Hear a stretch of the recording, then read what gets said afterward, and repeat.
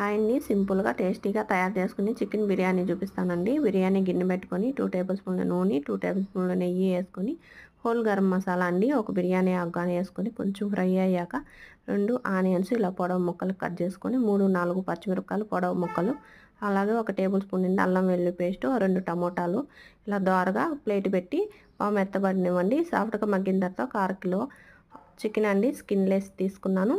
ఇలా 2 టేబుల్ స్పూన్లు కారము, కొంచెం పసుపు, కొంచెం కొత్తిమీర, పుదీనా, అలాగే బిర్యానీలో వేసే బిర్యానీ మసాలా పొడి 1 స్పూన్ నిండా వేసుకొని 10 నిమిషాలు మూత పెట్టి బాగా ఉడికించుకోండి చికెన్ని.